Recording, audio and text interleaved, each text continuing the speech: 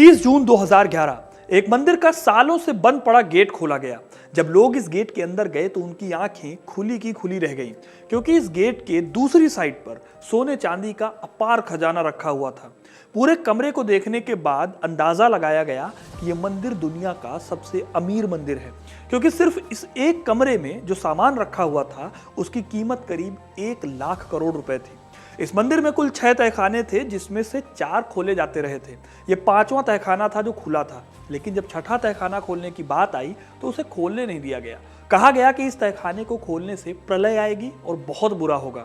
आज भी ये तहखाना बंद है और कहा जाता है कि इस मंदिर का ये सबसे बड़ा खजाना शायद इसी तहखाने में है। यहाँ जिस मंदिर की बात हो रही है वो मंदिर कोई और नहीं बल्कि पद्मनाभ स्वामी मंदिर है। ये मंदिर केरल के तिरुवनंतपुरम में मौजूद है। आज के इस वीडियो में हम केरल के इसी मंदिर की कहानी को जानेंगे, तो वीडियो को इन तक जरूर देखिएगा, क्योंकि अपना इतिहास नहीं जानोगे तो खुद को कैसे पहचानोगे। केरल की राजधानी तिरुवनंतपुरम से करीब 6 किलोमीटर की दूरी पर पड़ता है पद्मनाभ स्वामी मंदिर। वैसे तो ये मंदिर 18वीं सदी में बना था। इस मंदिर को त्रावणकोर के महाराजा मार्तंड वर्मा द्वारा बनवाया गया था, लेकिन इस मंदिर का इतिहास इससे भी कई सदी पुराना है। कुछ हिस्टोरियंस यहाँ रखी पद्मनाभ की मूर्ति को 9वीं सदी से जोड़ते हैं, वहीं कुछ हिस्टोरियंस दूसरी शताब्दी में संगम काल से भी इसका कनेक्शन जोड़ते हैं। माना जाता है कि तब भी यह मंदिर वहीं पर मौजूद था। केरल की लोकल कहानियों में इस मंदिर को लेकर एक बहुत इंटरेस्टिंग स्टोरी मिलती है। माना जाता है कि केरल के कासरगोड जिले में अनंतपुरम मंदिर था। यहाँ पर विल्वमंगलथु स्वामियार नाम के एक ऋषि तपस्या किया करते थे। एक दिन एक छोटा सा लड़का उन्हें परेशान करने लगा, लेकिन इस लड़के में कुछ ऐसा था कि ऋषि चाहते थे कि वो उनके ही पास रहे। अब लड़के ने भी अपनी शर्त रखी। उसने कहा कि वो ऋषि के पास रहेगा अगर लड़के को ऋषि सम्मान के साथ रखेंगे, नहीं तो लड़का तुरंत गायब हो जाएगा। ऋषि उसकी शर्त को मान गए। कुछ दिनों तक तो ऋषि उसकी शैतानियों को सहते रहे, लेकिन फिर एक दिन उस लड़के ने भगवान की मूर्ति को अपवित्र कर दिया। ऋषि इस बात पर बहुत गुस्सा हुए और उन्होंने लड़के को भगा दिया। लेकिन फिर उन्हें पता चला कि ये लड़का कोई देवता था। जब ये बात उन्हें पता चली तो उन्होंने रोते हुए माफी मांगनी शुरू की और दर्शन के लिए कहा। तभी उन्होंने एक आवाज सुनी कि अगर आप मुझे देखना चाहते हैं तो अनंत काडू वन में आ जाइए। ऋषि को इस मंदिर के बारे में पता नहीं था, उन्होंने पहले सुना नहीं था इसके बारे में। एक लंबी खोज के बाद ऋषि लड़के की खोज में अनंत काडू पहुंच गए। वहां उन्होंने देखा कि एक महुआ के पेड़ में वो लड़का विलीन हो गया। देखते ही देखते ये पेड़ गिर गया और वहां पर भगवान विष्णु ने अपने दिव्य आकार के दर्शन दिए। यहाँ की कहानियों में कहा जाता है कि भगवान विष्णु की लंबाई 8 मील हो गई थी। तब ऋषि ने उनसे इंसानों की लंबाई से 3 गुना अनुपात में ढलने का अनुरोध किया। भगवान विष्णु ने उनकी बात मान ली और ठीक वैसी ही मूर्ति के समान हो गए जैसी आज पद्मनाभ स्वामी के मंदिर में रखी हुई है। बाद में त्रावणकोर के महाराजा ने इस जगह पर मंदिर बनवाया। ऐसा माना जाता है कि पद्मनाभ स्वामी मंदिर में जो मूर्ति रखी हुई है उसके अंदरूनी भाग को उसी महुए की लकड़ी से बनाया गया था।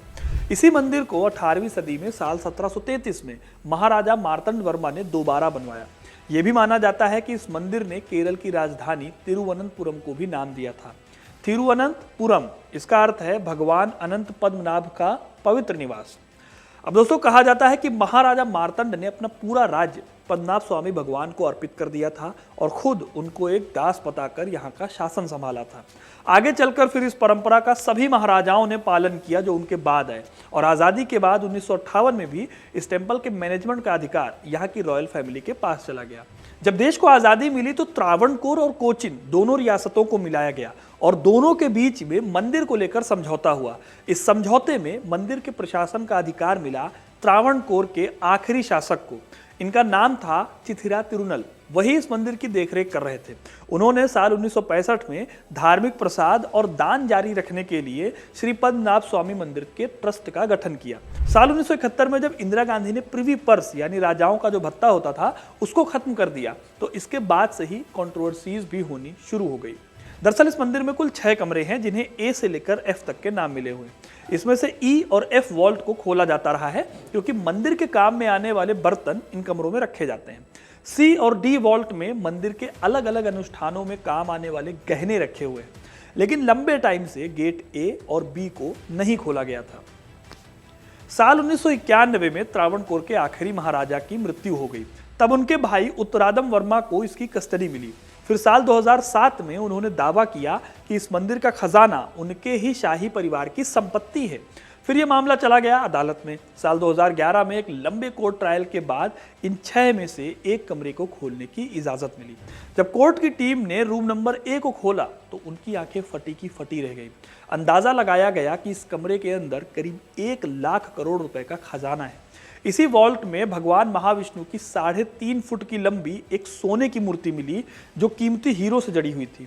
एक 18 फुट लंबी सोने की चेन मिली, सोने का सिंहासन, हीरे और कीमती पत्थरों के बोरे भी इसी वॉल्ट से निकले।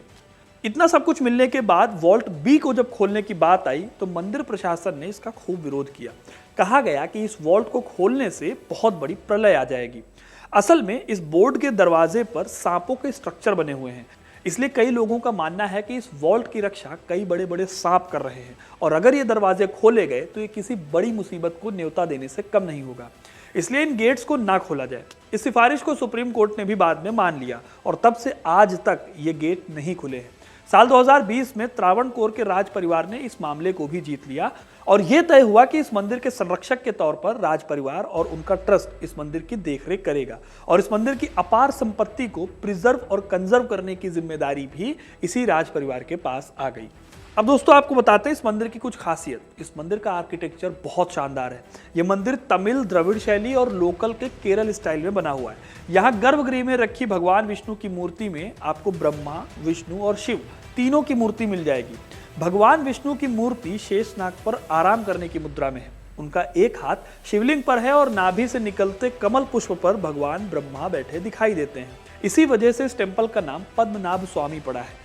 इस मंदिर का बेस लकड़ी का बना हुआ है जिस पर कई शालिग्राम पत्थर जड़े हुए हैं। माना जाता है कि मार्तंड वर्मा ने मंदिर बनवाते टाइम ये पत्थर नेपाल की गंडकी नदी से मंगवाए थे।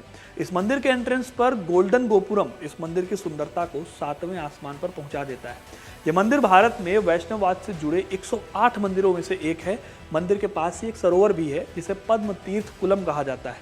इस तरह मंदिर विष्णु भक्तों के लिए एक तीर्थ स्थल से कम नहीं है। तो दोस्तों ये थी कहानी तिरुवनंतपुरम के पद्मनाभ स्वामी मंदिर की। आपको ये कहानी कैसी लगी कमेंट करके जरूर बताइएगा।